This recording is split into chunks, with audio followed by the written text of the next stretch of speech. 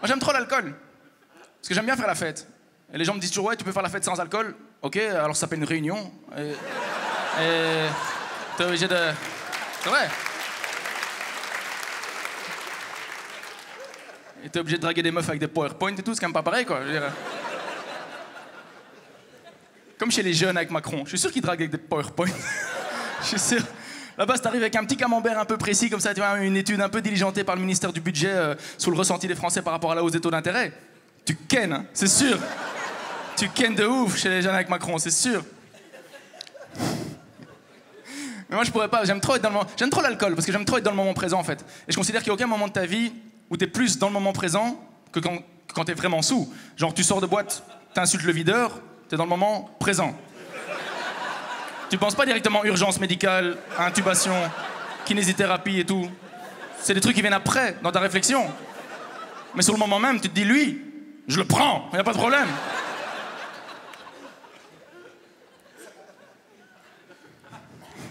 Il y a une phrase que j'adore sur l'alcool, c'est un mec qui s'appelle George Best, qui était un joueur de foot anglais, qui disait toujours « Moi, mon argent, je l'ai dépensé en alcool, en femmes et en voiture. Le reste, je l'ai gaspillé. » Elle est fantastique, cette phrase, hein?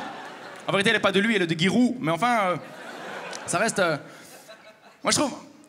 Comment vous dire?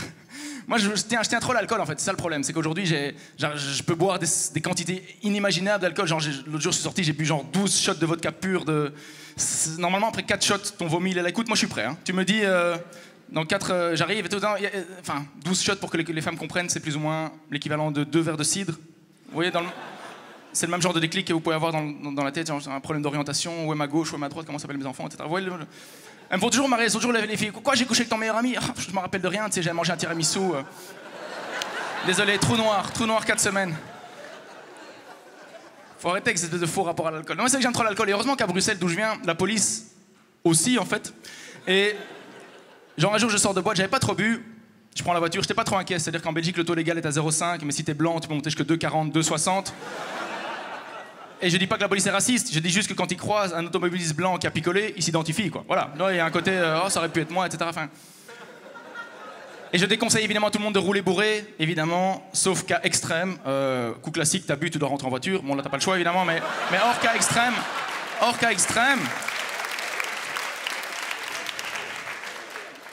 Et là, je prends la voiture, sauf que j'étais déjà à ce moment-là en retrait de permis pour conduite, en état d'ivresse. Très très belle confiance en ma couleur de peau, quand même, vraiment très très belle confiance.